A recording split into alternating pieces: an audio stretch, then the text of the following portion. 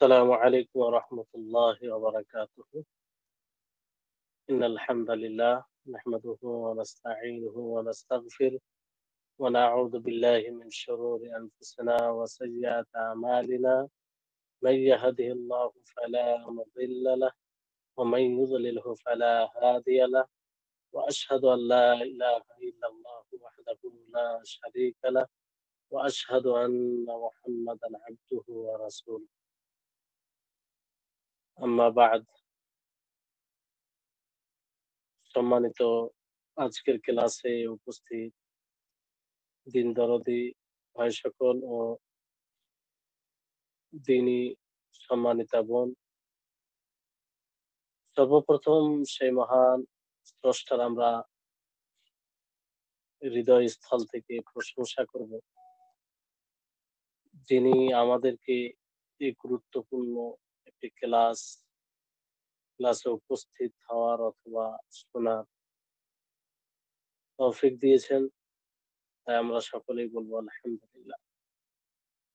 তারপর আমাদের শেষ নবী করিম মুহাম্মদ মুস্তাফা সাল্লাল্লাহু আলাইহি ওয়াসাল্লাম, ওনার উপর অসংখ্য শান্তি ধারা বর্ষিত হোক, যিনার মাধ্যমে আমরা ইসলামের যাবতীয় বিধান, যার উপরে আমাদের ঈমান নির্ভর করে, সেগুলো জানতে পেরেছি। আল্লাহুম্মা সাল্লি আলাইহি আল্লাহুম্মা বারিক আলাইহি। আমাদের চলমান বিষয় ছিল শেখুল ইসলাম মুহাম্মদ ইবনে আব্দুল ওয়াহাব রাহিমাহুল্লাহ এই অত্যন্ত গুরুত্বপূর্ণ বই আল উসুলুস সালাসা, ইসলামের তিনটি মূলনীতি, এর চলমান বিষয় ছিল ভালো মন্দ ভাগ্যের উপরে বিশ্বাস রাখা। এই ক্ষেত্রে বলা হয়েছিল যে এর উপরে বিশ্বাস ঈমান রাখতে গিয়ে আমাদেরকে চারটি বিষয় খেয়াল রাখতে হবে, অথবা চারটি বিষয়কে শামিল করে। প্রথম হচ্ছে যে আল্লাহ তাবারক ওয়া তাআলা সমস্ত কিছুকে বিস্তারিতভাবে জানেন। আজাল অর্থাৎ চিরস্থায়ী ভাবে জানেন, এমনটা নয় যে পূর্বে জানতেন না পরে জেনেছে, এটা না। আল্লাহ জাত যেমন চিরস্থায়ী, অনুরূপ ভাবে তেনার জ্ঞানও চিরস্থায়ী। সবকিছুর ব্যাপারে আল্লাহ তাবারক ওয়া তাআলা জানেন। এটা প্রথম বিষয় ছিল। দ্বিতীয়, এই কথার উপরে বিশ্বাস রাখা এটা খুব গুরুত্বপূর্ণ, কারণ এইগুলো কথাকে বুঝতে পারলে তকদির বিষয়ে অনেক অভিযোগ প্রশ্ন আসে, সেগুলোর খণ্ডন এখান থেকেই হয়ে যাবে। দ্বিতীয় যেটা বিষয় হচ্ছে যে এই কথার উপরে বিশ্বাস রাখা যে আল্লাহ তাবারক ওয়া তাআলা সে সমস্ত বিষয়কে লিপিবদ্ধ করেছেন লাওহে মাহফুজে। লাওহে মাহফুজে আল্লাহ তাবারক ওয়া তাআলা লিপিবদ্ধ করেছেন। তারপরে এই এখানে একটি হাদিস আপনাদেরকে বলেছিলাম যে ইন্নাল্লাহ মাকাদিরাল খালাইক ক্বাবলা আন ইয়াখলুকাস সামাওয়াতি ওয়াল আরদ 50 আলফা সানা। তো জমিন ও আসমান সৃষ্টির 50,000 বছর পূর্বে আল্লাহ তাআলা লিখে দিয়েছেন, লিপিবদ্ধ করেছেন লাওহে মাহফুজে। তো এখানে এই হাদিসটা বলতে গিয়ে 50 বছর বলেছিলাম, কিন্তু 50 বছর নয়, আসলে 50,000 বছর। আশা করি আপনারা গ্রুপে শুনেছেন। তৃতীয় বিষয় যে যার উপরে ঈমান নিয়ে আসতে হবে, সেটা হচ্ছে যে এই ভূখণ্ডে এবং কায়নাতে যা কিছু হয় আল্লাহ তাবারক ওয়া তাআলার মাশিয়াতে হয়। আল্লাহ তাবারক ওয়া তাআলার ইচ্ছা ব্যতীত কোনো জিনিস ঘটে না। সেটা মাখলুকের কর্ম হতে পারে কিংবা আর কিছু হতে পারে। যা কিছু হোক না কেন, সেটা আল্লাহ তাবারক ওয়া তাআলার মাশিয়াতে, অর্থাৎ আল্লাহ তাবারক ওয়া তাআলার ইচ্ছাতে ঘটে। আর এই ব্যাপারে অনেক দলিল দেওয়া হয়েছে। তারপরে চতুর্থ যেটা বিষয়, যে এই কায়নাতে যা কিছু রয়েছে সমস্ত কিছু আল্লাহ তাবারক ওয়া তাআলার মাখলুক। সে সত্তাগত মাখলুক, এবং তার যা গুণ রয়েছে, মাখলুকের যা অ্যাক্টিভিটি রয়েছে, মাখলুকের যা কিছু রয়েছে সবকিছু আল্লাহ তাবারক ওয়া তাআলার মাখলুক। যেমন আহ, এই ব্যাপারেও দলিল অনেক কিছু দেওয়া হয়েছে। এবার আজকে থেকে যে মূল ক্লাস শুরু হচ্ছে সেটা হচ্ছে যে ইমান, কাদের তাকদির, ভালো ভাগ্যের উপরে ইমান নিয়ে আসতে হবে। যে ভাগ্যের উপরে এইভাবে ইমান নিয়ে আসতে হবে যে সেটার মানে এটা নয় যে বান্দার তার কর্মে তার কোনো আহ ইচ্ছা নেই, তার কোনো ইখতিয়ার নেই, স্বাধীনতা নেই, এরকম বিষয় নয়। বরং বান্দার তার নিজস্ব স্বাধীনতা আছে, নিজস্ব সে তার ইখতিয়ার আছে, নিজস্ব তার আল্লাহ তাবারক ওয়া তাআলা সক্ষমতা দিয়েছে যে সে আহ যেটা ইচ্ছা করবে সেই অনুযায়ী করবে। আর এটা প্রমাণিত, শরীয়ত দ্বারাও প্রমাণিত। এবং এটা আপনার বাস্তব যদি আমরা দুনিয়া দেখি, যে দুনিয়াতে আমরা চলাফেরা করি, সে সেটাতে লক্ষ্য করলেও এটা মানে প্রমাণ হবে। শরীয়তের দিক দিয়ে যেমন আল্লাহ তাবারক ওয়া তাআলা মাশিয়াতের ক্ষেত্রে বলেন যে ফামান শাআ আত্তাখাযা ইলা রাব্বিহি মাআবা, যে ব্যক্তি ইচ্ছা করবে নিজের রবের দিকে ঠিকানা বানিয়ে নেবে। তো এখানে বান্দার মাশিয়াতের কথা আল্লাহ তাবারক ওয়া তাআলা বলেছেন যে যে ব্যক্তি ইচ্ছা করবে, মানে কোনো ব্যক্তি যদি ইচ্ছা করে যে তার রবের নিকটে ঠিকানা আশ্রয়স্থল বানাবে, তাহলে সে বানাতে পারে। মানে তার ইচ্ছা, রবে কার ইচ্ছা? বান্দার যে ইচ্ছা করবে। তাহলে এখানে মাশিয়াত, বান্দার মাশিয়াত তথা বান্দার ইচ্ছার কথা বলে। যেমন আল্লাহ তাবারক ওয়া তাআলা সূরা বাকারার 223 নম্বর আয়াতে বলেন ফাতু হারসাকুম আন্না শি'তুম, যে তোমরা তোমাদের আহ ক্ষেতের কাছে, যেখানে চাষাবাদ করা হয়, যেমন খেতে বাড়ি, তার কাছে এসে যেভাবে ইচ্ছা করে। আসলে স্ত্রীদের ব্যাপারে বলা হয়েছে যে তোমরা যেভাবে ইচ্ছা সেভাবে আহ আহ, মানে তাদের দ্বারা তোমরা উপভোগ করতে পারো। তো এখানে ইচ্ছার কথা বলা হয়েছে, বান্দাদের ইচ্ছার কথা, যে তোমরা যেভাবে ইচ্ছা, যেভাবে তোমরা চাও। অনুরূপ ভাবে আল্লাহ তাবারক ওয়া তাআলা কুদরা সম্পর্কে বলেন যে ফাত্তাকুল্লাহ মাস্তাতাতুম ওয়াসমাউ ওয়া আতিউ, যে তোমরা সাধ্য অনুযায়ী আল্লাহকে ভয় করো। তো যদি আল্লাহ তাবারক বান্দাদের নিজস্ব সক্ষমতা না থাকতো তার কর্ম করাতে, ইবাদত করাতে কিংবা গুনাহ করাতে, তাহলে আল্লাহ তাবারক ওয়া তাআলা এই কথা কেন বলতেন যে তোমরা সাধ্য অনুযায়ী ভয় করো, শক্তি অনুযায়ী ভয় করো এবং শুনো, অনুসরণ করো। তো এখান থেকে স্পষ্ট হচ্ছে যে বান্দাকে আল্লাহ তাআলা সক্ষমতা দিয়েছে যে সে ইচ্ছা করলে মন্দ কর্ম করতে পারবে, সে ইচ্ছা করলে সে ভালো কর্ম করতে পারবে। এটা এতটা শক্তি দিয়েছে। এই জন্য সাধ্য অনুযায়ী আল্লাহ তাআলা এখানে বলেছেন। তারপরে আল্লাহ তাআলা সূরা বাকারা 286 নম্বর আয়াতে বলেন লা ইউকাল্লিফুল্লাহু নাফসান ইল্লা উসআহা লাহা মা কাসাবাত ওয়া আলাইহা মাকতাসাবাত, যে আল্লাহ তাবারক ওয়া তাআলা কোন নফসকে, কোন ব্যক্তিকে তার শক্তির বাইরে কোন জিনিসের মোকাল্লাফ বানায়নি। শক্তির বাইরে কোন জিনিসের মোকাল্লাফ বানায়নি। অর্থাৎ যতটা মানুষ শক্তি রাখে, যতটা পালন করতে পারবে মানুষ, ততটাই তাকে শরীয়তের মোকাল্লাফ করেছেন, তার বাইরে করেনি। তার মানে এটা বান্দাদের সাধ্যের মধ্যে। এখান থেকে কি বোঝা যাচ্ছে যে বান্দার কর্মে তার নিজস্ব ইচ্ছা এবং নিজস্ব সক্ষমতা থাকে।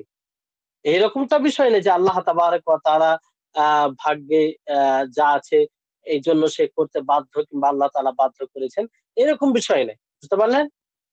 তো এই হচ্ছে, তাহলে শরীয়ত দ্বারা অসংখ্য দলিল রয়েছে, ইহা ছাড়া আরো অনেক দলিল রয়েছে। বাস্তবে ভালো করে এই ক্লাসটি মনোযোগ দিয়ে শুনতে হবে, তাহলে বিষয়টি ক্লিয়ার হবে। বাস্তবে, বাস্তব দ্বারা কিভাবে, যেগুলো আমরা স্বচক্ষে দেখি, প্রত্যক্ষ করি, সে অনেক বিষয়, সেগুলো দ্বারা আমরা এটা প্রমাণিত পাবো। যেমন ধরুন যে প্রত্যেকটা মানুষ সে জানে যে তার নিজস্ব ইচ্ছা আছে, তার নিজস্ব একটা শক্তি আছে। সেই যখন যেটা ইচ্ছা করে সেটা করে, যখন যেটা সে করার করব মনে করে, করার শক্তি রাখে সেটা করে, এবং সে পার্থক্য করে। হ্যাঁ, যেমন ধরুন যে কেউ ইচ্ছা করলো, মানে ইচ্ছা করা যেমন চলা, আহ একটা চলার ইচ্ছা করলো, সে চলতে আরম্ভ করলো, এই ইচ্ছা। তো তার ইচ্ছা আছে কি নেই? কেউ যদি মনে করে যে আমি এখন বাইরে যাব, বাড়ি থেকে বের হব, তাহলে এই চলা এটা। আর একটা হচ্ছে আহ বিনা ইচ্ছাতে কিছু ঘটা, বিনা ইচ্ছাতে কিছু ঘটা। তো বান্দা যেগুলো কর্ম করে তার ইচ্ছাতেই করে, আর যেগুলো বিনা ইচ্ছাতে ঘটে বান্দার, সেগুলো মানে অন্য কিছু জিনিস, যে আল্লাহর পক্ষ থেকে যেটা হয়। কিন্তু বান্দার কর্ম তার ইচ্ছাতেই, বান্দার ইচ্ছাতে হয়।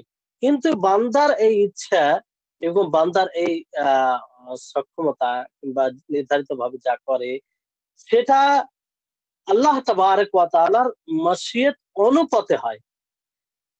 অর্থাৎ আল্লাহ তাবারক ওয়া তাআলা একজন বান্দা যখন কোনো কর্মের ইচ্ছা করে, কোনো কর্মের দিকে ধাবিত হয়, তখন আল্লাহ তাবারক ওয়া তাআলা ইচ্ছা করেন এবং সেটা ঘটে।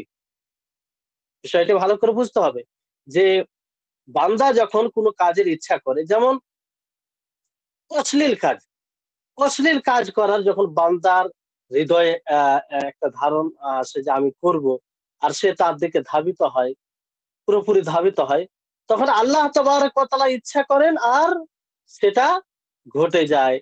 অর্থাৎ তার কর্ম অনুযায়ী সে ইচ্ছা ওইদিকে ধাবিত হয়েছে এই জন্য। বাকি এখানেও এটা বলা যাবে না যে আল্লাহর ইচ্ছা নয়, আল্লাহর ইচ্ছা ব্যতীত কোনো জিনিস ঘটে না। কিন্তু আল্লাহ তাবারক ওয়া তাআলার ইচ্ছা কেন? তার অবস্থা অনুযায়ী। বুঝতে পারলেন? যেমন আল্লাহ তাবারক ওয়া তাআলা বলেন যে লিমান শাআ মিনকুম আন ইয়াস্তাকিম, যে তোমাদের মধ্যে যে ইচ্ছা করে সরল পথে আসার, সোজা হওয়ার।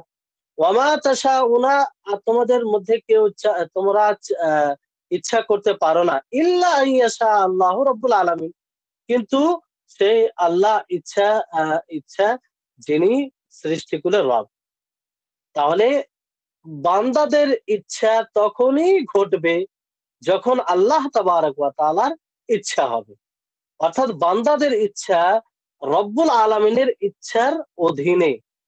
বান্দা যখন ইচ্ছা করে, বান্দা যখন কোনো কাজের দিকে ধাবিত হয়, বান্দা যখন কোনো কাজের অগ্রসর হয়, কোনো কাজের দিকে অগ্রসর হয়, তখন আল্লাহ তাবারক ওয়া তাআলার ইচ্ছা হয় আর বান্দার কাজটি আহ ঘটে।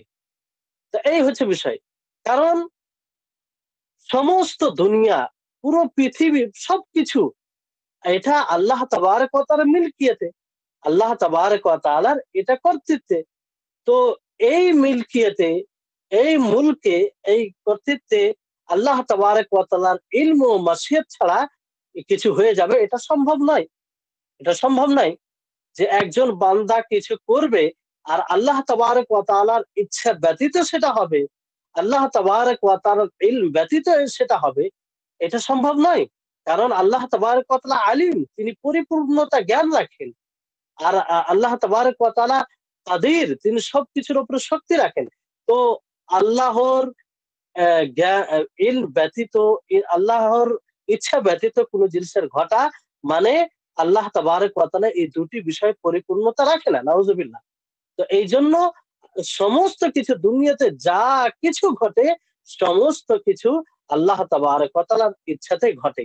কিন্তু এই কথার মানে এটা নয় যে বান্দার কোনো ইচ্ছা নেই, বান্দার কোনো ইচ্ছা নেই। বরং বান্দা ইচ্ছা করে, বান্দা অগ্রসর হয়, বান্দা ধাবিত হয়, তখন সে কাজটি হয়ে আল্লাহ তাবারক ওয়া তাআলা তার অবস্থা দেখে দেখে ইচ্ছা হয়, তখন সেটা আহ ঘটে যায়। তো এই হচ্ছে তকদিরের প্রতি বিশ্বাস। আহ, আর এখানে একটা বিষয় মনে রাখতে হবে যে তকদিরের প্রতি বিশ্বাস রাখতে গিয়ে কেউ এই তকদিরকে দলিল হিসাবে পেশ করতে পারে না যে যখন কোনো ওয়াজিব জিনিসকে ছেড়ে দেবে, কোনো ওয়াজিব জিনিসকে ছেড়ে দেবে, অথবা কোনো গুনহার কাজ করবে, তখন সেটা করে কি বলবে, যে আমার ভাগ্যে ছিল এজন্য হয়ে গেছে। এটা জায়েজ নয়, এটা জায়েজ নয়। কেন?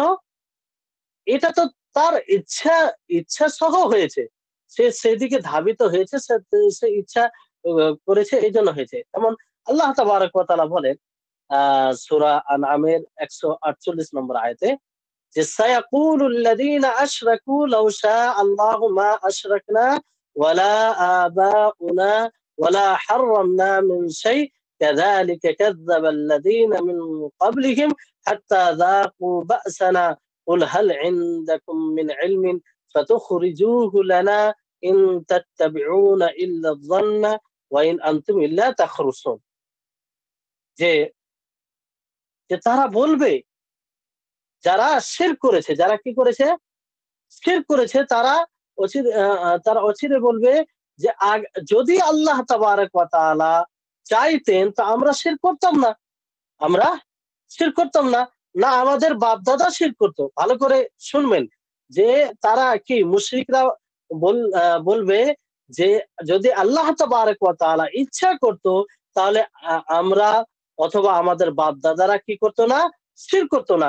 ওয়ালা হারামনা মিন শাই, আর না আমরা কোন জিনিসকে কি করতাম, হারাম করতাম। কাযালিকা কাযযাবাল্লাযীনা মিন ক্বাবলিহিম, এইভাবেই তারা মিথ্যা আহ, আহ, মিথ্যা মিথ্যার মিথ্যা মনে করেছিল এদের পূর্বে, অতক্ষণ পর্যন্ত যে হাত্তা যাকু বা'সানা, যতক্ষণ পর্যন্ত তারা আমাদের আযাব, আল্লাহ তাআলা বলছে যে আমার আযাব না, আযাবের স্বাদ গ্রহণ করেছে। কুল হাল ইনদাকুম মিন ইলমিন ফাতুখরিজুহু লানা ইন তাত্তাবিউনা ইল্লা যান্না ওয়া ইন আনতুম ইল্লা তাখরুসুন। যে হে নবী, আপনি বলে দিন যে তোমাদের কাছে কি কোনো ইলম রয়েছে যে তোমাদেরকে আহ ফাতুখরিজুহু লানা, যে আমাদের জন্য তোমাদেরকে বের করবে, ইন তাত্তাবিউন, আর তোমরা শুধু কিসের আহ একটা আইডিয়া, একটা অনুমান করো আর তারই তোমরা অনুসরণ করো। তাহলে এখানে যদি তকদিরের প্রতি, তকদিরকে পেশ করে এটা হুজ্জত মনে করা হতো, তাহলে আল্লাহ তাবারক ওয়া তাআলা শাস্তির কথা বলতেন না। এখানে মুশরিকরা এটাই দলিল উপস্থাপন করেছিল যে লাউ শা আল্লাহু মা আশরাকনা ওয়ালা আবাউনা ওয়ালা হারামনা মিন শাই, যে যদি আল্লাহ তাবারক ওয়া তাআলা ইচ্ছা করত তাহলে না আমরা শিরক করতাম, না আমাদের বাপ দাদা শিরক করতো, না আমরা কোন জিনিসকে হারাম করতাম। তো আল্লাহ তাবারক ওয়া তাআলা এই কথা বলার জন্য তাদেরকে কি বললেন, যাকুব আসানা, যে তারা মানে আমাদের আযাবের শাস্তি, শাস্তির স্বাদ গ্রহণ আহ, যতক্ষণ না করবে ততক্ষণ পর্যন্ত তাদের এই অবস্থা। তো এখানে শাস্তির কথা বলেছেন, তাহলে তকদিরের দোহাই দিয়ে এই কথা বলা যে আমার ভাগ্যে ছিল এই জন্য আমি এই গুনহার কাজটি করে ফেলেছি, আমার ভাগ্যে ছিল, আমার তকদিরে ছিল এই জন্য আমি শরীয়তের এই বিধানকে মানতে পারেনি, এটা বলা জায়েজ নয়। একটা কারণ, এটি কয়েকটি কারণে এটা ঠিক নয়, বাতিল এইভাবে বলা, তকদির মন্দ কাজ করে তকদিরের দোহাই দেওয়া, একটা কারণ আপনাদেরকে বললাম। দ্বিতীয় কারণ হচ্ছে যে আল্লাহ তাবারক ওয়া তাআলা সূরা নিসার 165 নম্বর আয়াতে বলেন, রুসুলাম মুবাশশিরিনা ওয়া মুনযিরিনা লিআল্লা ইয়াকুনা লিন-নাসি আলাল্লাহি হুজ্জাতুম বা'দার রুসুল ওয়া কানা আল্লাহু আজিজান হাকিমা। যে রসুল যারা সংবাদদাতা, মানে সংবাদ দেয়, সুসংবাদ দেয় এবং সতর্ককারী, কেন? যাতে মানুষের জন্য আল্লাহর ওপর, রাসূলের পরে আহ হুজ্জত না হয়, কি না হয়, হুজ্জত দলিল না হয়। ওয়া কানা আল্লাহু আজিজান হাকিমা, আর আল্লাহ তাবারক ওয়া তাআলা হাকিম, পরাক্রমশালী। তো এখানে আল্লাহ তাবারক ওয়া তাআলা বলেছেন যে রসূলদেরকে আল্লাহ তাবারক ওয়া তাআলা এই দুনিয়াতে পাঠিয়েছেন হুজ্জত কায়েম করার জন্য, যাতে কোনো মানুষ সেই হাসরের মাঠে না বলতে পারে যে আল্লাহ আমাদেরকে তো কেউ বলেনি কিংবা আমরা জানি না। তো আল্লাহ তাআলা হুজ্জত কায়েম করেছেন রসূলদেরকে পাঠিয়ে, রসূলদেরকে পাঠিয়ে হুজ্জত কায়েম করেছেন। তো এখানে তকদিরের দোহাই দিয়ে কাজ চলবে? চলবে না। রাসূল গণ তিনারা স্পষ্ট করেছেন যে কোন কাজটি করলে আল্লাহ অসন্তুষ্ট হবে, আর কোন কাজটি করলে আল্লাহ সন্তুষ্ট হবে, কোন কাজটি জাহান্নামে নিয়ে যাবে, কোন কাজটি জান্নাতে নিয়ে যাবে, কোন কাজটি না করলে জাহান্নাম থেকে বাঁচবে, আর কোন কাজটি করলে জান্নাতে যাবে। এগুলো সবই স্পষ্ট করেছে। তারপরে যদি আমরা করি আর তকদিরের দোহাই দিই, তাহলে এটা বিবেকহীন কথা। তৃতীয় কারণ হচ্ছে যে সহিহ বুখারী ও সহিহ মুসলিমের রিওয়ায়াত, যে সেখানে আলী ইবনে আবি তালিব বর্ণনাকারী, তিনি বলছেন যে নবী করিম মুহাম্মদ সাল্লাল্লাহু আলাইহি ওয়াসাল্লাম বলেন যে মা মিনকুম মিন আহাদিন ইল্লা ক্বাদ কাতাবা মাকআদাহু মিনান নার আও মিনাল জান্নাহ, যে তোমাদের মধ্যে যে কোনো ব্যক্তি তার ঠিকানা জান্নাত অথবা জাহান্নাম নির্ধারিত। যে কোন মানুষ জান্নাতি হবে না জাহান্নামী হবে সেটা নির্ধারিত, লিপিবদ্ধ আছে। তো তাদের মধ্যে একজন বলে উঠলো যে আলা নাত্তাকিলু ইয়া রাসূলুল্লাহি, যে আল্লাহ রাসূল আমরা কি এর উপরে ভরসা করে নিব না? যে আল্লাহ তাআলা তো লিখে রেখেছেন, আল্লাহ তাআলা তো নির্ধারিত করে দিয়েছেন। তো আমরা এর উপরে ভরসা করে চুপচাপ বসে থাকি। তো নবী করিম মুহাম্মদ সাল্লাল্লাহু আলাইহি ওয়াসাল্লাম, লা, এর উপরে ভরসা করা যাবে না। ই'মালু ফাকুল্লু মুয়াসসার, তুমি আমল করো, যতটা তোমার জন্য সহজ হবে তুমি আমল করে যাও। তারপরে আল্লাহ তাবারক ওয়া তাআলা এই আয়াতটি পাঠ করলেন, ফাআম্মা মান আতা ওয়াত্তাকা, যে যে যেই পরহেজগার তাকওয়া অবলম্বন করে। আর মুসলিম শরীফের রিওয়ায়াতে রয়েছে যে ফাকুল্লু মুয়াসসারুন লিমা খুলিকা লাহু, যে প্রত্যেকটা জিনিস তার জন্য সহজ করে দেওয়া হয়েছে, কিংবা তার জন্য একদম প্রশস্ত করে দেওয়া হয়েছে, যার জন্য তাকে সৃষ্টি করা হয়েছে। তো নবী করিম মুহাম্মদ সাল্লাল্লাহু আলাইহি ওয়াসাল্লাম এখানে আমল করার আদেশ দিন এবং তকদিরের উপরে ভরসা করতে নিষেধ করলেন। আর দ্বিতীয় বিষয় হচ্ছে আমি আপনি তো জানি না যে আমি জান্নাতি না জাহান্নামী। তো শরীয়ত অনুযায়ী যে কাজ করলে আমরা জান্নাতে যাব সে কাজটা করতে হবে। আর যে কাজ করলে জাহান্নামে যাব সে কাজ থেকে বিরত থাকতে হবে। এটাই মানে যুক্তিগত কথা।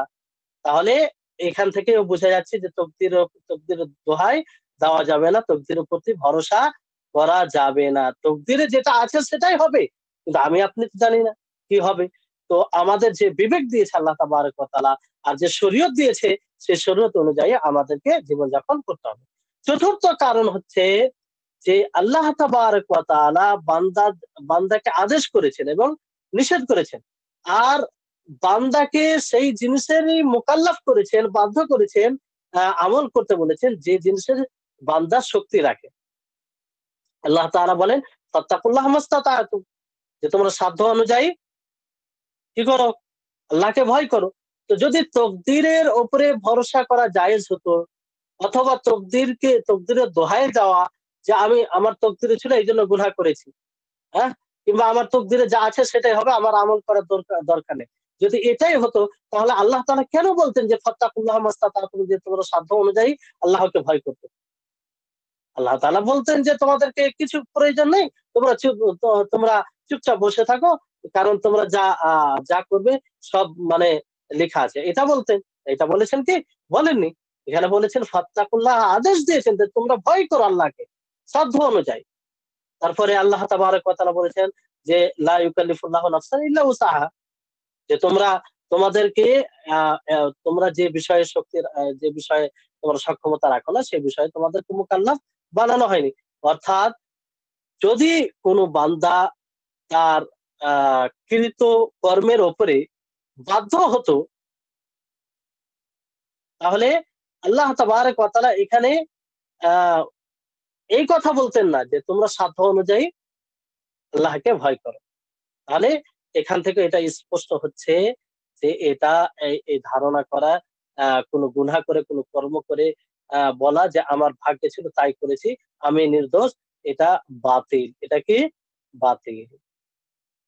আর এই জন্যই যদি কারো দ্বারাতে গুনাহ হয়ে যায় মূর্খতার কারণে, যে সে জানে না, ফলে করে ফেলেছে, অথবা ভুলে যাওয়ার কারণে, অথবা বাধ্য করা হয়েছে তাকে কোনো গুনাহ করার প্রতি, কোনো কারো পক্ষ থেকে বাধ্য করা হয়েছে, তো ওর উপরে কোনো গুনাহ নেই, তার উপরে কোনো গুনাহ নাই। অর্থাৎ এখানে স্পষ্ট যে সজ্ঞানে যে করবে, যে জানবে এটা হারাম তারপরেও করে নিবে, হ্যাঁ, যার মনে থাকবে যে এটা এটা করে আল্লাহ তাবারক ওয়া তাআলা অসন্তুষ্ট হবে তারপরে করবে, তাহলে ওই ওই সময় তার গুনাহ হবে, ওই সময় তার গুনাহ হবে। ৫ নম্বর কারণ হচ্ছে যে আল্লাহ তাবারক ওয়া তাআলা কাদার, তকদীরকে লিপিবদ্ধ করেছেন, সেটা গোপনীয় বিষয়। সেটা গোপনীয় বিষয়। এটা কখন স্পষ্ট হয়? যখন ঘটে। মানে যার তকদীর, মানে আমরা আমাদের ভবিষ্যৎ কি আছে সবকিছু আল্লাহর নিকটে লিপিবদ্ধ। আল্লাহ তাবারক ওয়া তাআলা জানেন। কারণ তিনি পরিপূর্ণ জ্ঞান রাখেন। এবার যদি আমরা বলি যে আগামীতে কি হবে আল্লাহ তাবারক ওয়া তাআলা জানে না। তাহলে আল্লাহ তাবারক ওয়া তাআলার জন্য ত্রুটিকে প্রমাণ করা হলো। নাউযুবিল্লাহ। কারণ আল্লাহ তাবারক ওয়া তাআলা পরিপূর্ণ জ্ঞান রাখেন। আল্লাহ তাবারক ওয়া তাআলা অতীত, বর্তমান, ভবিষ্যৎ সবকিছুর জ্ঞান রাখেন। তো আমরা কি করে বলতে পারি যে আমি আগামীতে যে কাজটি করব, আগামীতে আগামী জীবন আমি যেভাবে জীবন যাপন করব আল্লাহ তাবারক ওয়া তাআলা জানেন না। এটা কি করে সম্ভব? যে আল্লাহ, যিনি সব দিক দিয়ে পরিপূর্ণতা রাখে, তিনি সবকিছু জানবেন না?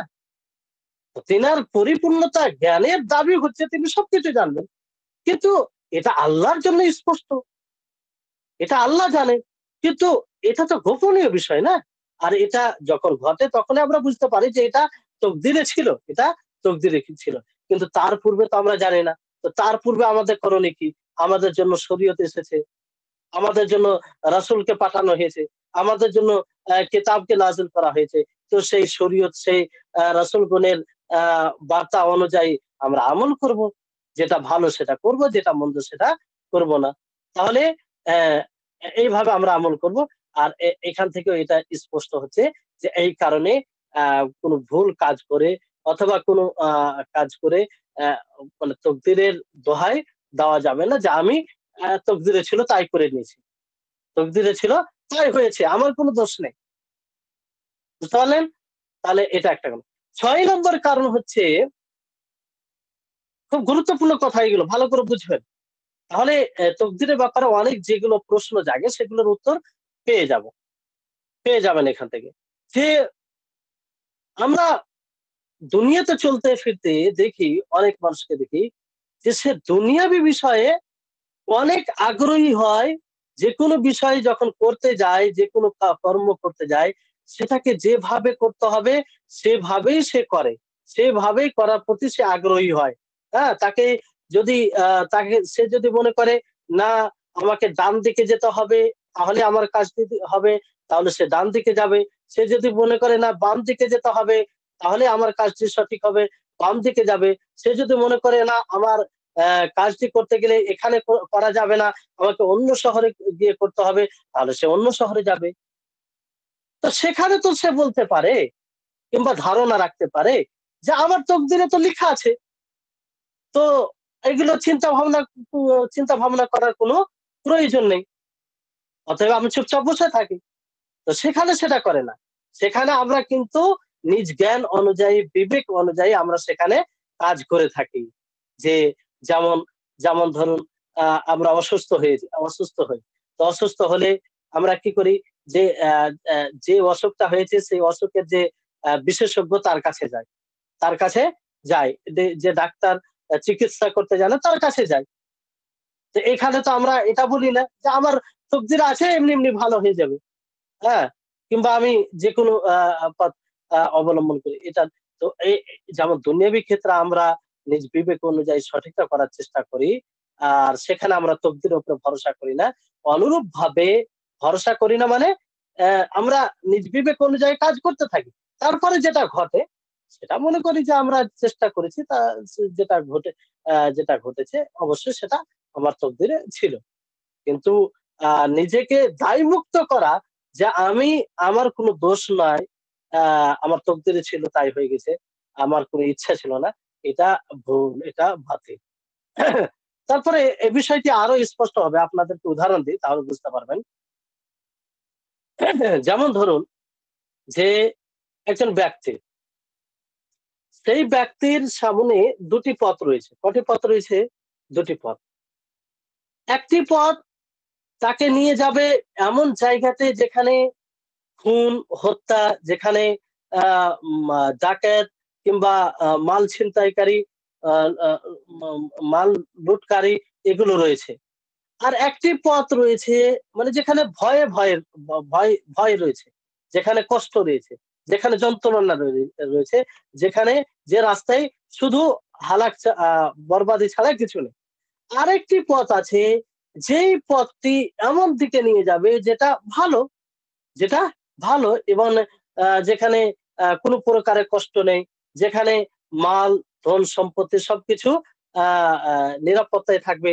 নিজের যান, মাল সবকিছু নিরাপত্তায় থাকবে। তাহলে এই জায়গায় আ মানুষ কোনটা পথ অবলম্বন করবে? সেই ব্যক্তি কোনটা পথ অবলম্বন করবে?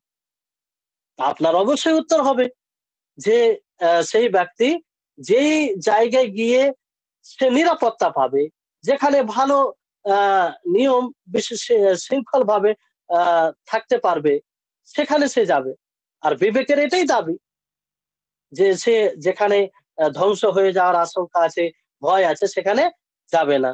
তো আমরা আ আমরা আ তো আমরা আখিরাতের ক্ষেত্রে কেন আমরা এটা জানার পরেও যে এটা জাহান্নামের পথ আর এটা জান্নাতের পথ। তো জান্নাতের পথকে ছেড়ে আমরা জাহান্নামের পথে কেন যাব? এটা কি বিবেক সমর্থন করে? না, কোন সময় নাই। তাহলে আমাদের যেমন দুনিয়াতে চলি সেই অনুযায়ী আমাদেরকে কোন পথে যেতে হবে? জান্নাতের পথে। আমি জানলাম যে এটা জান্নাতের পথ। তো এই জান্নাতের পথে যেতে হবে। যেখানে সুখময় জীবন, যেখানে নেয়ামতে নেয়ামত। আর যেটা এদিকে হচ্ছে জাহান্নামের পথ। তো জাহান্নামের পথে যেখানে আযাব, শাস্তি আর শাস্তি। হ্যাঁ? যে পথে যেতে গেলে আল্লাহ তাআলা অসন্তুষ্ট হয়। তাহলে অ্যা আ সেক্ষেত্রে আমাদেরকেও দুনিয়ার মতো যেমন দুনিয়াতে আমরা ভালো পথটা বেছে নিই, অনুরূপভাবে আখিরাতের ক্ষেত্রেও আমাদেরকে ভালো পথটা বেছে নিতে হবে। আ বেছে হবে। আরো যেমন আ আরেকটা উদাহরণ আ দিলে বিষয়টি স্পষ্ট হবে। সেটা হচ্ছে যে যেমন আমরা অসুস্থ ব্যক্তিকে দেখি। অসুস্থ ব্যক্তি তাকে বলা হয় ঔষধের, হ্যাঁ? ওষুধ কথা বলা হয়। সে ওষুধ পানি হলে পান করে, আ খায় সেই ওষুধটাকে। তো অথচ সে চায় না। না চাওয়া সত্ত্বেও তাকে খেতে হয়। অনেক সময় কিছু তার সাথে কিছু খাবার থাকে, সে খাবার থেকে বিরত থাকতে বলে চিকিৎসক। তো সে যে খাবারটা তাকে হয়তো ক্ষতি করবে। সে খাবারটাকে সে ছেড়ে দেয়। অথচ তার অন্তর চায় না যে এটা ছেড়ে দিক। যেমন বর্তমান সময়ে ডায়াবেটিস দেখবেন যে মিষ্টি জিনিস ইচ্ছা করে, তাদের মন চায়। অথচ তারা খায় না। কারণ ক্ষতি করবে। তো এই সব কিসের জন্য? শেফা পাওয়ার জন্য, শান্তি পাওয়ার জন্য। আর শেফা পাওয়ার জন্যে শেফা অতক্ষণ পর্যন্ত পাওয়া যাবে না, যতক্ষণ পর্যন্ত সেই ওষুধটি সেই নিয়ম অনুযায়ী খাবে কিংবা সেই খাবার থেকে সে বেঁচে থাকবে। সে খাবার থেকে বেঁচে থাকবে।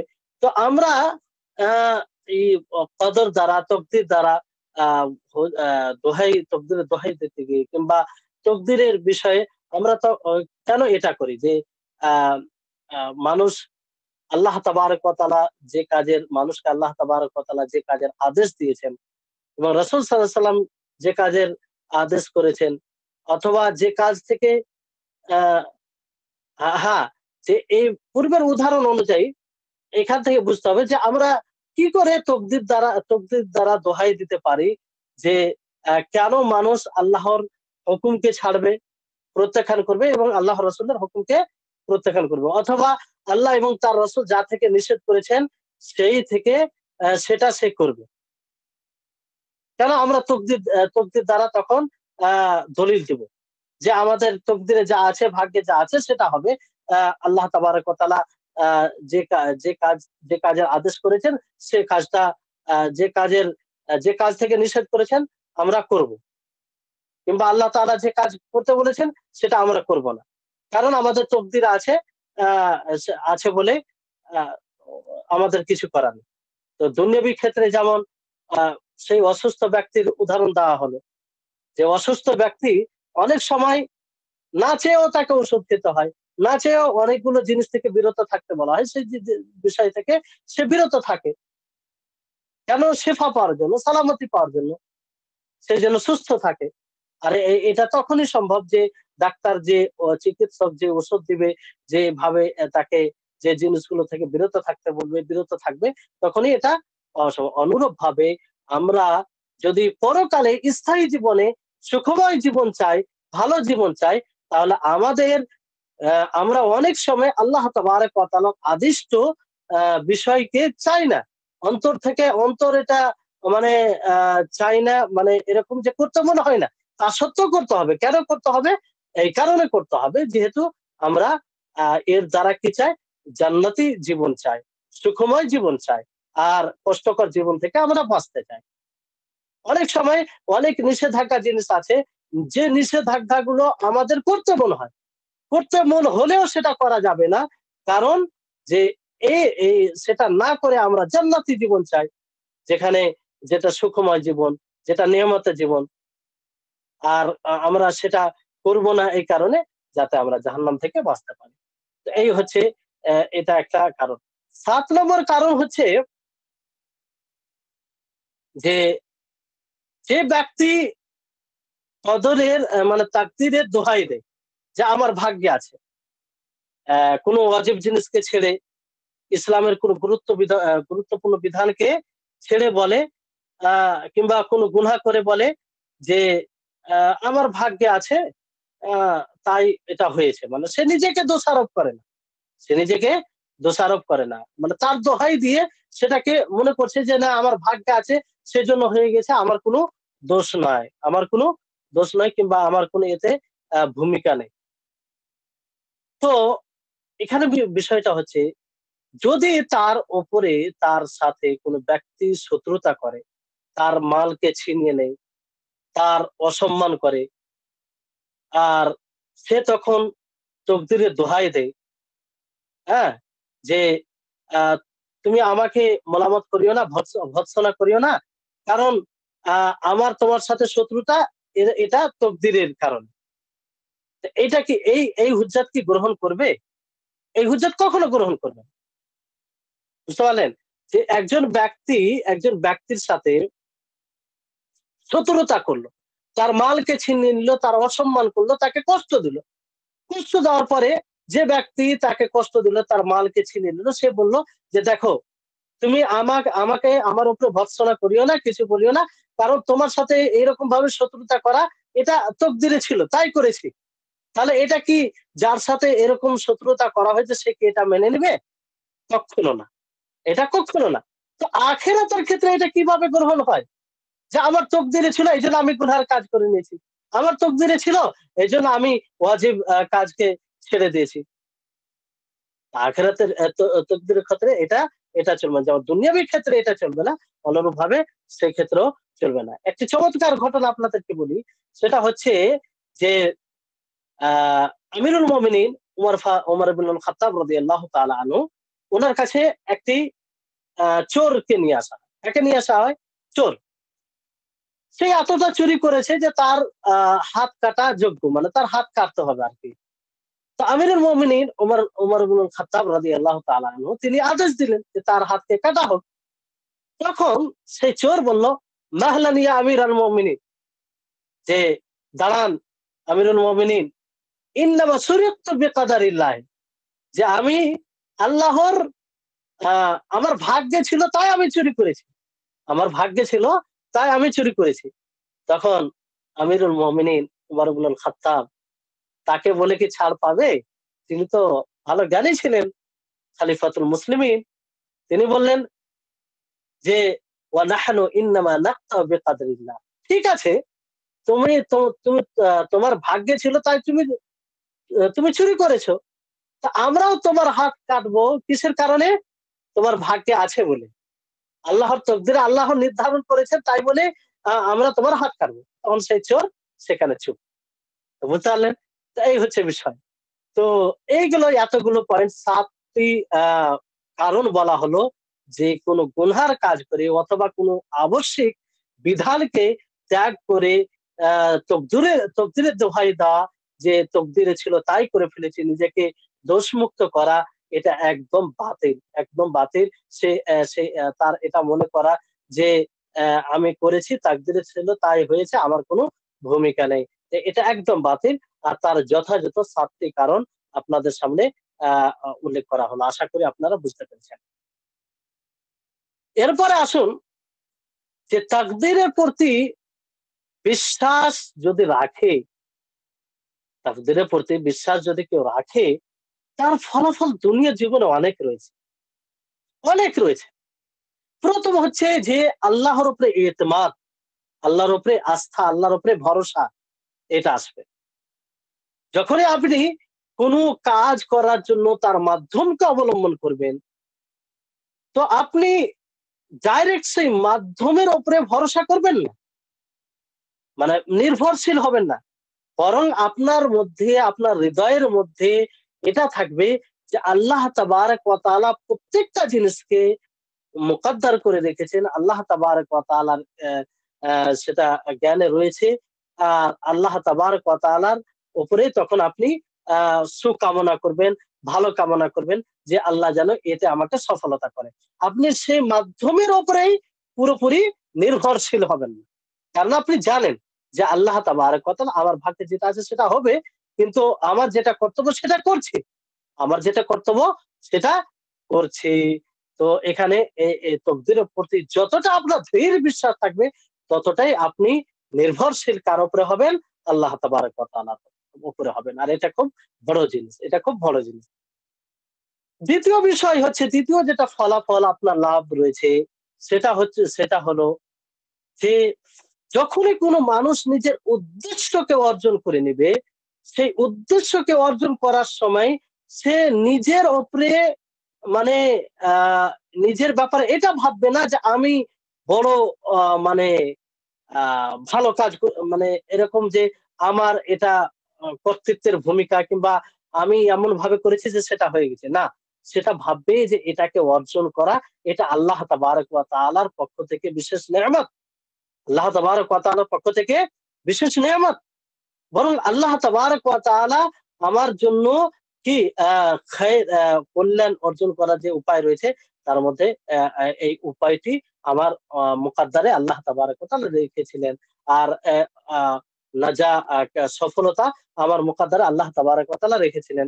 নিজের নফসের উপরে, নিজের নফসকে পছন্দ করতে গিয়ে তার উপরে একটা যে অহংকার চলে আসার বিষয় থাকে, সেটা আসবে না। কিংবা আল্লাহর নেয়ামতকে ভুলে যাওয়ার বিষয়টা আসবে, সেটা আসবে না। সে যখনই কোনো নেয়ামত পাবে, যখনই কোনো কাজের সফলতা পাবে, যখনই তার উদ্দিষ্ট জায়গায় পৌঁছে যাবে, তখন সর্বপ্রথম সে আল্লাহর শুকরিয়া আদায় করবে। আল্লাহর কি করবে? শুকরিয়া আদায় করবে। কারণ সে জানবে যে এটা যে মাধ্যম অবলম্বন করে আমি করতে পেরেছি, এটা একমাত্র আমার মুকাদ্দারে ছিল। আর মুকাদ্দার কেনওয়ালা কে? সেই মহান আল্লাহ পাক রব্বুল আলামিন। তার বান্দার যে অবস্থা সেই অনুযায়ী। তারপরে তৃতীয় যেটা বিষয় হচ্ছে যে আ আ সেটা হচ্ছে যে প্রশান্তি। প্রশান্তি আসে। তকদিরের প্রতি আপনার যত দৃঢ় বিশ্বাস রাখবেন, তত আপনার হৃদয়ে প্রশান্তি আসবে। একরকম আপনি আ সুস্থতা অনুভব করবেন। আ আ যে একটা আ আত আত্মার যে সুস্থতা, আত্মার যে প্রশান্তি, সেটা আপনি অনুভব করবেন। কারণ আপনি মুসিবত দেখে ঘাবড়াবেন না। আপনি বিচলিত হবেন না। আপনি ভেঙে পড়বেন না। আপনি ভাববেন যে আল্লাহ তাবারাক ওয়া তাআলা যা মুকাদ্দারে আমাদের রেখেছেন সেটা হবে। আপনি আপনার কর্তব্য, যেটা মুসিবত থাকলে মুসিবত থেকে বাঁচার যেটা কর্তব্য সেটা করবেন। আ আর সেটা আপনি নিশ্চিন্তে করবেন।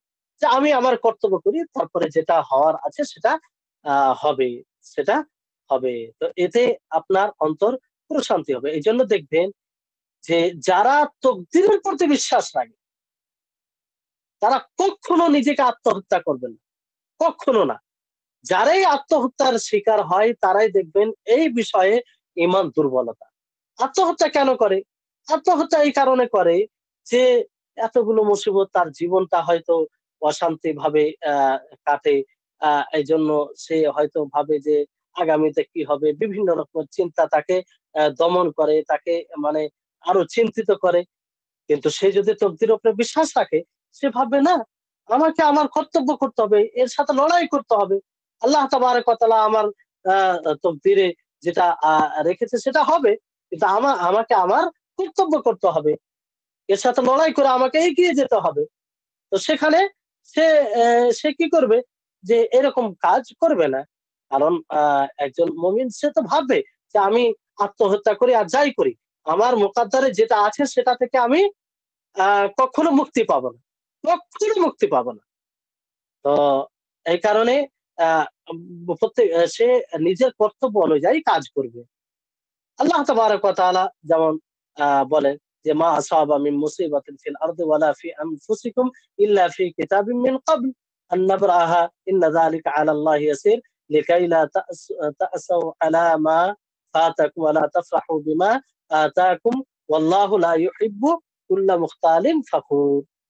যে আয়াতে আল্লাহ তাআলা স্পষ্ট করেছেন যে কোনো মুসিবত এই জমিনের বুকে আসে আর আ আ আসে সেটা কিতাবে নির্ধারিত থাকে। তাহলে যা কিছু দুনিয়াতে ঘটে সেটা মোকদ্দরা আছে। আ মানে ওটা লিপিবদ্ধ আছে। কিন্তু আমরা তো সেটা জানি না যে কি হবে। এজন্য আমাদের আ আল্লাহ তাবারাক ওয়া তাআলা যে বিবেক দিয়েছেন, যে শরীয়ত দিয়েছেন, রাসূলগণ যেভাবে জীবন কাটানোর আ পদ্ধতি দিয়ে গেছেন, সেই পদ্ধতি অনুযায়ী আমাদেরকে চলতে হবে। নবী করিম মুহাম্মদ সাল্লাল্লাহু আলাইহি সাল্লাম বলেন, আয়াতে সূরা হাদীদের 22-23 নম্বর বলেন যে, "আজাবান লি আমরিল মুমিন ইন্না আমরাহু কুল্লাহু খাইর ওয়া লাইসা যালিকা লি আহাদিন ইল্লা লিল মুমিন ইন আসাবাতহু সাররাউন শাকারা ফাকানা খাইরান লাহু ওয়া ইন আসাবাতহু দাররাউন সাবারা ফাকানা খাইরান লাহু।" যে মুমিনদের জন্য আ মানে কি আশ্চর্যের বিষয় যে তার পুরো বিষয়টাই কল্যাণ। তার পুরো বিষয়টাই কল্যাণ। আর এটা মুমিনদের জন্য। যে যখন সে কোনো নেয়ামতের সম্মুখীন হয়, কোনো আনন্দ আ দেয়, সেই জিনিস সে পায়, তখন আল্লাহর শুকরিয়া আদায় করে। এটা তার জন্য কল্যাণ। আর যখন সে কোনো ক্ষতির জিনিসে কোনো বিপদের সম্মুখীন হয়, তখন সে ধৈর্য অবলম্বন করে। আর এটাও তার জন্য কল্যাণ। তাহলে মুমিনের বিষয়টা এটাই। এই কদরের বিষয়ে ২ টি আ প্রসিদ্ধ জামাত দল পথভ্রষ্ট হয়েছে। এটা জানতে হবে, কারণ কখনো এগুলো আসে সামনে। তার যেন আমরা প্রতিরোধ করতে পারি কিংবা আমাদের জ্ঞানে থাকে যে এই ধরনের লোক আছে। অতএব এই ধরনের লোক থাকলে আ আ সতর্ক থাকতে হবে। তাকে বোঝাতে হবে। আর না বুঝিয়ে পারলে তার থেকে সতর্ক থাকতে হবে। একটা হচ্ছে জাবরিয়া আর একটা হচ্ছে কাদরিয়া। আকীদার বইগুলোতে এগুলো পাবেন। জাবরিয়া তাদেরকে বলা হয় যারা বলে যে বান্দা নিজের কর্মের উপরে বাধ্য। তার নিজস্ব কোনো ইচ্ছা এবং শক্তি নেই। অর্থাৎ বান্দা যা কাজ করে, কর্ম করে, ভাগ্যে যেটা আছে সেটাই সে করতে বাধ্য। তার নিজস্ব কোনো ইচ্ছা অথবা শক্তি নেই। এদেরকে জাবরিয়া বলা হয়। আর কাদরিয়া বলা হয় তাদেরকে যারা বলে যে আ বান্দা আ তার আমল তার আমল আ এটা তার আমল একটা আলাদা জিনিস। তার একটা আমল আলাদা জিনিস, বান্দা আমল করে। এই আমলের পিছনে আল্লাহ তাবারাক ওয়া তাআলার মাশিয়াত এবং আল্লাহ তাবারাক ওয়া তাআলার কুদরত থাকে না। অর্থাৎ আল্লাহ তাবারাক ওয়া তাআলার ইচ্ছা ও আল্লাহ তাবারাক ওয়া তাআলার শক্তির প্রভাব বান্দার আমলের উপরে থাকে না। বান্দার আমল বান্দার সৃষ্টি। বান্দার আমল বান্দার সৃষ্টি। এভাবে। এটাও পথভ্রষ্ট। জাবরিয়া যারা বলে যে বান্দা যেগুলো কাজ করে তারা বাধ্য হয়ে করে, তার নিজস্ব কোনো ভূমিকা থাকে না, নিজস্ব তার শক্তি ইচ্ছা থাকে না, তাদের তারা তারা বাতিল। শরীয়তের দিক দিয়ে যেমন আল্লাহ তাবারক ওয়া তাআলা পূর্বে দলিলগুলো বলা হয়েছে যে আল্লাহ তাবারক ওয়া তাআলা বান্দার জন্য বান্দার ইচ্ছাকে সাব্যস্ত করেছেন এবং তার ইচ্ছা অনুযায়ী তার আমলকে তার সাথে সম্পৃক্ত করেছেন।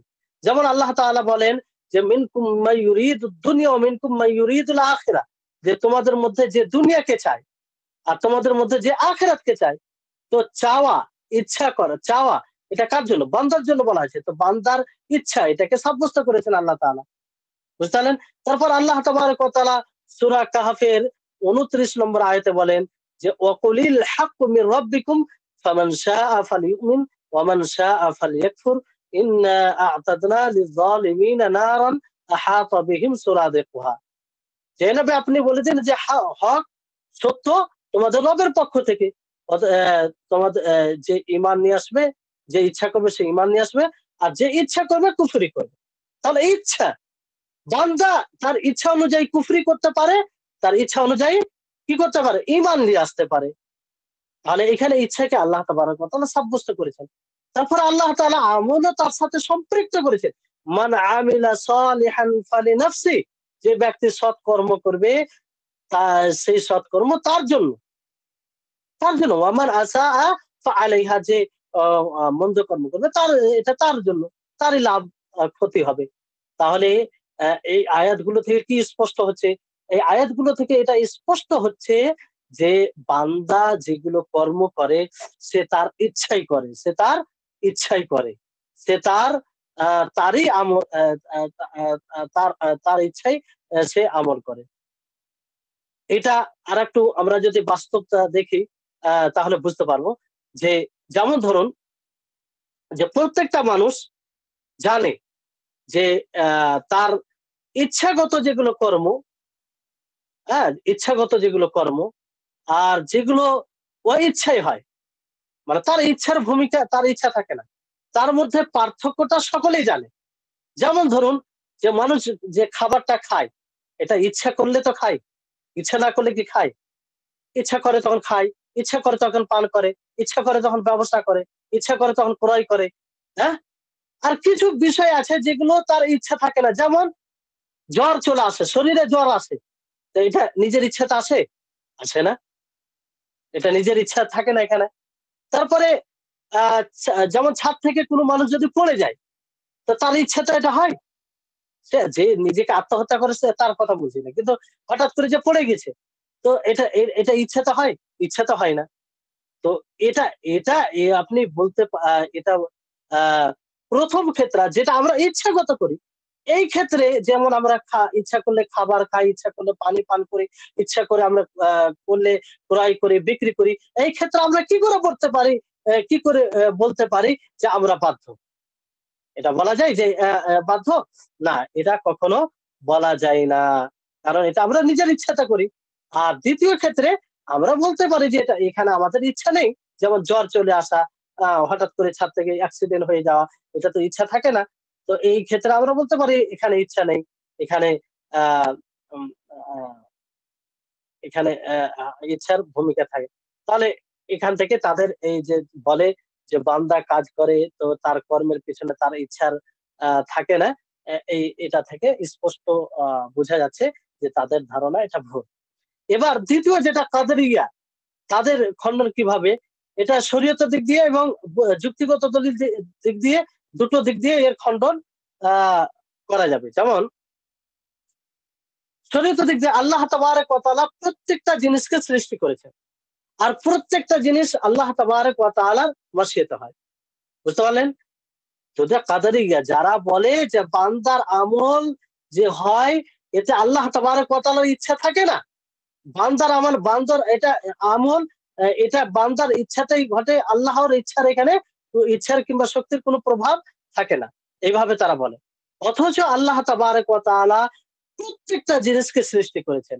আর পৃথিবীর বুকে যা কিছু ঘটে, এই সমস্ত কিছু আল্লাহ তাবারক ওয়া তাআলার মাশিয়াতে ঘটে, আল্লাহ তাবারক ওয়া তাআলার ইচ্ছাতে ঘটে। যেমন আল্লাহ তাবারক ওয়া তাআলা স্পষ্ট করেছেন কোরআনুল কারীমে যে বান্দার যেগুলো কর্ম সেগুলো ঘটে কার ইচ্ছাতে? আল্লাহ তাবারক ওয়া তাআলার ইচ্ছাতে।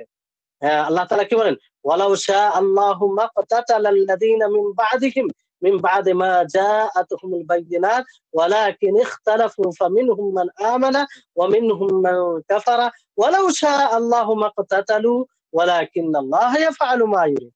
আল্লাহ তাআলা বলেন যে যদি আল্লাহ ইচ্ছা করত তাহলে তারা আহ কেতাল করতো না। দলিল স্পষ্ট, তাদের নিকটে দলিল স্পষ্ট হওয়ার পরে কিন্তু তারা ইখতিলাফ করলো, দ্বিমত করলো। তাদের মধ্যে কেউ ঈমান নিয়ে এসেছে এবং তাদের উপরে কেউ কুফরি করেছে। যদি আল্লাহ তাবারক ওয়া তাআলা ইচ্ছা করতো তাহলে তারা এভাবে কি করতো না, আহ কেতাল করতো না। কিন্তু আল্লাহ তাবারক ওয়া তাআলা যেটা ইচ্ছা সেটা করেন। তো এখানে আল্লাহ তাবারক ওয়া তাআলা এই আয়াত দ্বারা এটা স্পষ্ট করেছেন যে তারা আল্লাহর ইচ্ছার কারণে এটা করেছে। আল্লাহর ইচ্ছা না, আল্লাহ যদি ইচ্ছা না করতেন তাহলে এটা করতেন না। আল্লাহ যদি ইচ্ছা না করতেন তাহলে এটা করতেন না। এর পূর্বে আপনাদেরকে বলেছি যে বান্দা যখন কোনো কাজের দিকে অগ্রসর হয়, কোনো কাজের দিকে ধাবিত হয়, নিজের অবস্থা সেরে তার ঐরকম হয়, তখন আল্লাহ তাবারক ওয়া তাআলা ইচ্ছা হয় তখন ঘটে। বান্দার তো ইচ্ছা আছে, বান্দা ইচ্ছা হলেই সেটা ঘটে না। কারণ আল্লাহ তাবারক ওয়া তাআলার ইচ্ছা ব্যতীত ঘটে যাবে এটা অসম্ভব। বান্দা ইচ্ছা করে তখন আল্লাহ তাবারক ওয়া তাআলার ইচ্ছা হয় তখন সেটা ঘটে যায়। তার আগে ঘটার এটা সম্ভব নয়। হ্যাঁ? ওয়ালাউ শি'না, তারপর আল্লাহ তাআলা সূরা সাজদার ১৩ নম্বর আয়াতে বলেন, ওয়ালাউ শি'না লাআতাইনা কুল্লা নাফসিন হুদাহা ওয়ালাকিন হাক্কাল কাওলু মিন্নি লাআমলাআন্না জাহান্নামা মিনাল জিন্নাতি ওয়ান নাসি আজমাইন। এই আয়াতেও সেটা স্পষ্ট করা হয়েছে। তারপরে যুক্তিগত দলিল আপনার যে এই পুরো পৃথিবীটাই আল্লাহ তাবারক ওয়া তাআলার মিলকিয়তে রয়েছে। আল্লাহ তাবারক ওয়া তাআলার কর্তৃত্ব রয়েছে। তো মানুষ এই পুরো পৃথিবীর মধ্যেই রয়েছে। অর্থাৎ আল্লাহ তাবারক ওয়া তাআলার কর্তৃত্বে রয়েছে।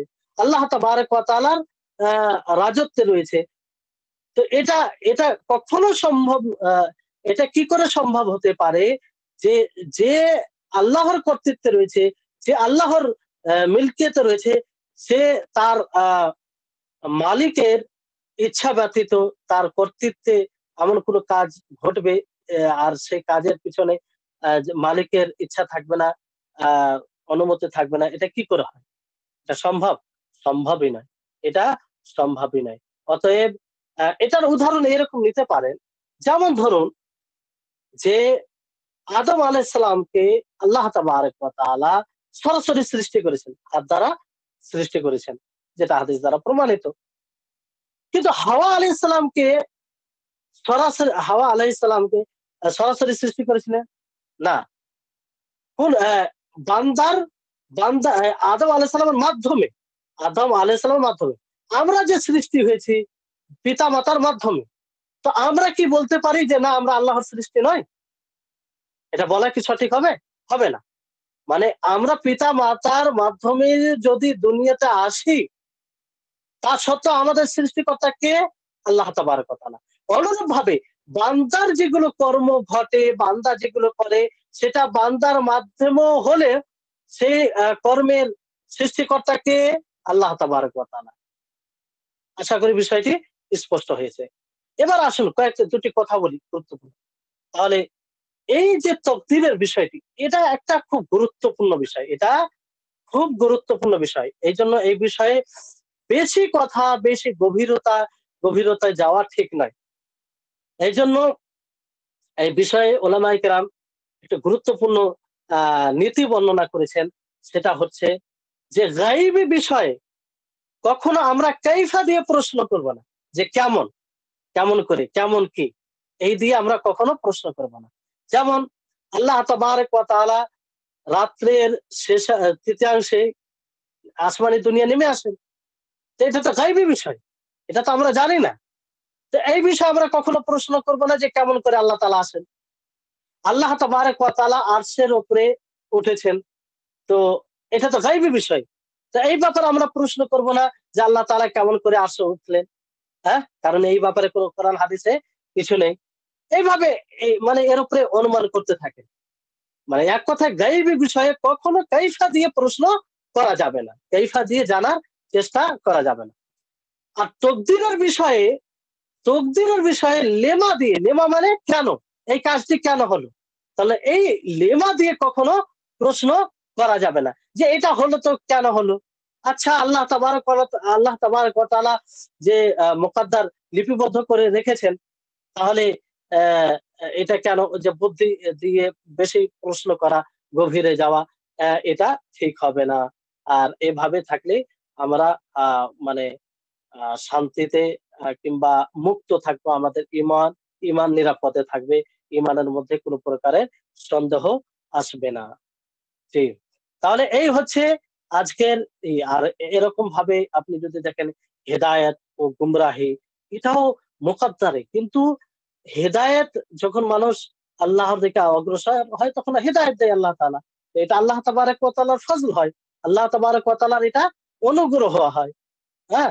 আর জলালাত যে পথভ্রষ্ট হয় তার কর্মের ফলে, এটাও আল্লাহর ইচ্ছাতেই ঘটে।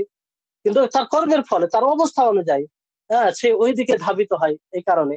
তো এটা, আর এটা আল্লাহর ইনসাফের তাকাজা আর ইনসাফের দাবি, যে সে তার উপযুক্ত, তার উপযুক্ত। আর এইগুলো সবকিছু আল্লাহর হিকমতে পরিপূর্ণ। তো বিষয়টি হচ্ছে এটাই, যে তকদিরের বিষয়টা এরকমই। এগুলো এতগুলো কথা বলা হলো এই বিষয়টি কিছুটা স্পষ্ট করার জন্য। বাকি এতে যে নীতিটা আপনাদেরকে বলা হলো সেটা হচ্ছে যে কখনো আমরা এই তকদিরের বিষয়ে লেমা দিয়ে প্রশ্ন করব না। কারণ লেমা দিয়ে প্রশ্ন করতে গেলে, লেমা মানে কেন, হ্যাঁ, কারণ কি, এইভাবে প্রশ্ন করতে গেলে আপনি সঠিক উত্তর, শয়তান আপনাকে প্ররোচনা দিতে বেশি সুযোগ পাবে। আর এর সঠিক উত্তর আপনি অনেক সময় খুঁজে পাবেন না। কারণ এই তকদিরটা হচ্ছে আল্লাহর একটা গোপনীয় বিষয়। তকদির হচ্ছে এটা আমাদের জন্য গোপনীয় বিষয়। এজন্য এর পিছনে সেরকম পড়া উচিত নয়। যেভাবে কোরআন হাদিসে এসেছে সেভাবে তার উপরে আমাদেরকে ঈমান নিয়ে আসতে হবে। জি। এই হচ্ছে, আমরা আলহামদুলিল্লাহ ঈমানের যে ৬ টি রুকুন, ঈমানের যে ৬ টি স্তম্ভ, সেটিকে আজকের ক্লাসে আমরা শেষ করলাম। আল্লাহ যেন আমাদের সকলকে এইসব বিষয়গুলো বুঝার এবং ওই মতো জীবন যাপন করার তৌফিক দান করেন, এবং অন্যদেরকেও আমরা এগুলো শিক্ষা দিতে পারি। কারণ এই ৬ টি বিষয়কে যতক্ষণ না আমরা মজবুত না করব, ততক্ষণ না আমাদের আমল সেরকম ভালো হবে, না আমরা ততক্ষণ সেরকম ভাবে আল্লাহর অসন্তুষ্টিমূলক কাজ থেকে বিরত থাকব। তো এখান থেকে আজকের ক্লাস ইতি করা হচ্ছে। আগামী ক্লাসে ইনশাআল্লাহ ইহসান, ইসলামের যে সর্বোচ্চ স্তর, সেটা হচ্ছে ইহসান, সে সম্পর্কে শুরু হবে ক্লাস ইনশাআল্লাহ। সবই গুরুত্বপূর্ণ ক্লাস এগুলো। সকলকে অনুরোধ করব যে আপনারা ভালোভাবে শুনবেন, যেগুলো নোট করা সেগুলো নোট করবেন, যেখানে অসুবিধা আপনারা বুঝতে পারবেন না পরে যারা শুনছেন তারা জিজ্ঞাসা করতে পারেন। জি।